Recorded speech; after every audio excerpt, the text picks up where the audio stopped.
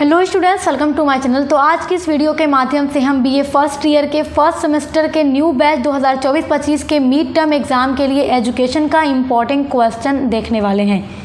आज की इस वीडियो में मैं 4 इम्पॉर्टेंट टॉपिक आपको बताऊंगी। अगर आपने 4 इम्पॉर्टेंट टॉपिक एजुकेशन का पढ़ लिया तो बीए फर्स्ट सेमेस्टर के मिड टर्म एग्ज़ाम 2024-25 में बस यहीं से क्वेश्चन आएगा। इसके बाहर आपको कुछ भी देखने को नहीं मिलेगा। तो बीए फर्स्ट सेमेस्टर एजुकेशन जो भी मेरे प्यारे स्टूडेंट्स पढ़ते हैं, चाहे उनका मेजर सब्जेक्ट है या माइनर सब्जेक्ट है, दोनों के लिए यह वीडियो हेल्पफुल होगी। आप चाहे किसी भी यूनिवर्सिटी से हैं, मैं बार बार ये कहती हूँ कि एनईपी 2020 के अकॉर्डिंग हर यूनिवर्सिटी का सिलेबस सेम हो चुका है। पेपर का पैटर्न अलग हो सकता है लेकिन सिलेबस और टॉपिक आपके वही होंगे। और मैं बार बार ये आपसे कहती हूँ कि ये बात आप अपने दिमाग में बैठा लीजिए। तो चलिए देखते हैं कि क्या है एजुकेशन का इम्पॉर्टेंट टॉपिक मिड टर्म 2024-25 के लिए। एजुकेशन का टाइटल तो आप लोग जानते ही हैं, कॉन्सेप्ट फ्रेमवर्क ऑफ एजुकेशन आपका टाइटल है एजुकेशन का। चलिए आपके टॉपिक पर नज़र डालते हैं। देखिए, आपका पहला इंपॉर्टेंट टॉपिक है और यहाँ से 100% क्वेश्चन आना है आपके मिड टर्म एग्जाम 2024-25 में, और ये आपके सेमेस्टर में भी आएगा, ज़रूर आएगा, 100% पूरी गारंटी है। आपका टॉपिक है शिक्षा का अर्थ एवं परिभाषा और उसका महत्व। देखो, शिक्षा क्या होता है? शिक्षा को अंग्रेज़ी में एजुकेशन कहते हैं और एजुकेशन जो है वो लैटिन भाषा के शब्द एजुकेटम से बना होता है। और देखिए, एजुकेशन का मतलब होता है अंदर से बाहर की ओर ले जाना। और ये सारी चीज़ें मैंने आपको जब आपकी क्लास कराई है एजुकेशन की तो वो पूरा कंप्लीट करा दिया है कि क्या परिभाषा है, क्या महत्व है और भारत में शिक्षा के क्या क्या उद्देश्य हैं, तो वो सारी चीज़ें मैंने आपको पढ़ाई हैं। तो आप लोग देख लीजिएगा, यूनिट नंबर 1 में पूरा मैंने आपका कंप्लीट करा दिया है। अब आपका सेकेंड इम्पॉर्टेंट टॉपिक है शिक्षा के प्रमुख कार्यों का वर्णन कीजिए। देखिए, मैं 4 यूनिट से बता रही हूँ, आप लोग यहाँ से तैयार कर लीजिए, यहाँ से क्वेश्चन आना ही आना है। तो शिक्षा के प्रमुख कार्य क्या क्या हैं? देखो, शिक्षा का जो पहला कार्य है वो है नैतिकता का विकास करना। शिक्षा के माध्यम से नैतिकता का भी विकास होता है। दूसरा प्रमुख कार्य हो गया कि पर्सनालिटी का भी विकास होता है, यानी व्यक्तित्व का विकास होता है। उसके अलावा जो है आवश्यकताओं की पूर्ति होती है, क्योंकि शिक्षा के माध्यम से व्यक्ति पढ़ाकर अपनी आजीविका भी कमा सकता है, अपनी समस्याओं को दूर कर सकता है। चौथा कार्य है शिक्षा का कि भावी जीवन की भी तैयारी शिक्षा के माध्यम से होती है। तो ये सब शिक्षा के प्रमुख कार्य हैं जो कि मैंने जब आपकी क्लास कराई थी तो आपको डिटेल में पढ़ाया है। आपका अगला यहीं से इम्पॉर्टेंट टॉपिक है अवकाश शिक्षा का अर्थ, परिभाषा एवं कार्य बताइए कि अवकाश शिक्षा क्या होती है। देखिए, अवकाश शिक्षा का मतलब होता है कि जब व्यक्ति लगातार काम करते करते थक जाता है तो उसे कुछ समय आराम की ज़रूरत होती है। ऐसा तो नहीं है ना कि कोई व्यक्ति एकदम पूरी ज़िंदगी सिर्फ काम करे, आराम ना करे। वो अवकाश लेता है, छुट्टी लेता है, तो वही अवकाश शिक्षा है। वही क्या है? अवकाश शिक्षा है कि काम में थोड़ा सा कुछ दिन के लिए छुट्टी लेना, थोड़ा आराम से रेस्ट करना, अपने माइंड को फ्रेश करना। और वही उसका महत्व क्या है? अवकाश शिक्षा का महत्व क्या हो जाएगा कि आदमी दिन भर काम करता है, महीने काम करता है, साल काम करता है, हमेशा काम करता है, तो हर हफ्ते में आप देखेंगे संडे को आदमी रेस्ट लेता है। उसके अलावा कभी कभी अपने काम में भी छुट्टी मांग लेता है ऑफिस से या कहीं भी जहाँ वो काम कर रहा है। तो उसका महत्व ये है कि वो अपने आप को थोड़ा फ्री करता है, फैमिली को टाइम देता है, माइंड को फ्रेश करता है।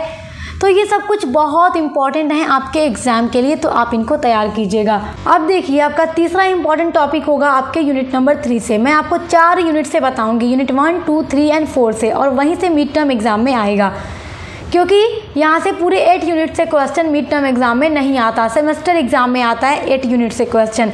तो अभी मैंने आपको यूनिट नंबर 1 एंड 2 का बताया। अब यूनिट नंबर 3 से देख लीजिए कि कौन कौन से टॉपिक इंपॉर्टेंट हैं और आपको क्या क्या चीज़ें पढ़ना है। देखिए, पहला आपका टॉपिक है जो कि बहुत इम्पॉर्टेंट है और वो है शिक्षा के औपचारिक और अनौपचारिक साधन। तो औपचारिक साधन का मतलब होता है फॉर्मल एजेंसी और अनौपचारिक साधन का मतलब होता है इनफॉर्मल एजेंसी। तो शिक्षा के औपचारिक और अनौपचारिक साधन ये आपके यूनिट नंबर 3 में मैंने आपको पढ़ाया है और ये आपके लिए वेरी वेरी इंपॉर्टेंट है। इसका मतलब क्या होता है? अच्छा, आप स्कूल में जाते हैं, कॉलेज में जाते हैं, वो एक ऐसा माध्यम है आपकी शिक्षा का जो औपचारिक है। आपकी वहाँ पे टाइम बनी हुई है स्कूल जाने की कि 8 बजे से पढ़ाई है तो 1 बजे छुट्टी होगी। आपको एक फॉर्मल वे में रहकर हर एक सब्जेक्ट की शिक्षा दी जाती है, हर एक सब्जेक्ट की पढ़ाई कराई जाती है, हर एक सब्जेक्ट की तैयारी कराई जाती है, आपका सर्वांगीण विकास होता है। तो ऐसा साधन जैसे स्कूल कॉलेज ये सब कुछ औपचारिक साधन है, आप पढ़िएगा, मैंने बड़े डिटेल में अच्छे से एक्सप्लेन करके पढ़ाया हुआ है।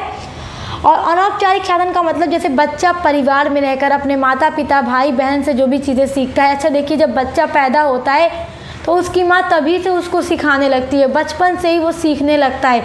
तो अभी तक तो वो स्कूल नहीं गया मगर फिर भी वो सीख रहा है ना बोलना और बाकी सारी चीज़ों के बारे में। वो अपने समाज में रहकर बड़ा होता है, अपने समाज में रहकर शिक्षा लेता है। शिक्षा का मतलब यही नहीं कि बस सब्जेक्ट की ही जानकारी हो, मतलब लोगों के साथ उठना बैठना कैसे करना है, लोगों से बातचीत कैसे करना है, अपनों के बड़ों के साथ कैसा व्यवहार रखना है, छोटों के साथ कैसा, हर एक चीज़ के बारे में सीखना। वो अपने मम्मी पापा से भी चीज़ों को सीखता है। तो वो अनौपचारिक साधन है।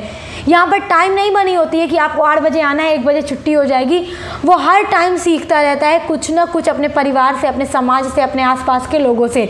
और औपचारिक का मतलब होता है जहाँ पर एक टाइम बनी हुई है और एक रूल रेगुलेशन में रहकर शिक्षा दी जाती है, जैसे स्कूल कॉलेज यूनिवर्सिटी ये सारी चीज़ें। आपका एक क्वेश्चन बनता है यहाँ से कि विद्यालय एक प्रमुख शिक्षा संस्था है, व्याख्या कीजिए। तो आप स्कूल को कैसे एक्सप्लेन करेंगे, बना के आप आराम से लिख लेंगे, क्योंकि स्कूल में बच्चों को शिक्षा दी जाती है, हर एक सब्जेक्ट की पढ़ाई कराई जाती है, दुनिया के बारे में बताया जाता है, जीके के बारे में बताया जाता है, बच्चों को पीटी फिजिकल ट्रेनिंग ये सब दी जाती हैं और उनका सर्वांगीण विकास भी कराया जाता है। तो इसके बारे में तो आप बना कर लिख ही लेंगे। आपका नेक्स्ट इंपॉर्टेंट टॉपिक यहाँ से औपचारिक और अनौपचारिक में क्या क्या अंतर है।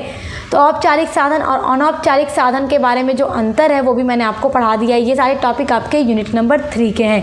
देखिए आपका 4th टॉपिक है आपके यूनिट नंबर 4 से। तो यूनिट नंबर 4 में देखिए आपको प्रणाली पढ़ना है। शिक्षा की अलग अलग प्रणाली है, जैसे डाल्टन प्रणाली आपकी बहुत इंपॉर्टेंट है। तो डाल्टन प्रणाली का अर्थ, उद्देश्य और उसके जो भी सिद्धांत हैं आप उनको तैयार कर लीजिएगा। देखिए जो डाल्टन प्रणाली है इसका आविष्कार श्रीमती हेलेन पार्क्स हर्स्ट ने अमेरिका के स्टेट में डाल्टन नामक एक नगर में किया था सन 1913 ईस्वी में। तो इसलिए इस प्रणाली को डाल्टन प्रणाली कहा जाता है। दूसरी शिक्षा की प्रणाली है मॉन्टेसरी प्रणाली। तो इसका भी सिद्धांत मैंने पढ़ा दिया है, डाल्टन का सिद्धांत भी मैंने पढ़ा दिया है। और किंडरगार्टन प्रणाली का जो अर्थ है और किंडरगार्टन प्रणाली के जो गुण और दोष हैं ये सब आपके मिड टर्म एग्जाम के लिए बहुत इंपॉर्टेंट है और सेमेस्टर में भी आपके पूछे जाएंगे। तो ये 4 यूनिट से आपके ये सारे टॉपिक हैं जो आपके मिड टर्म एग्जाम 2024-25 में पूछे जाएंगे। तो आप इन सभी को तैयार कर लीजिए। सभी के आंसर भी आपको हमारे चैनल पर BA फर्स्ट सेमेस्टर एजुकेशन की प्लेलिस्ट में मिल जाएगा।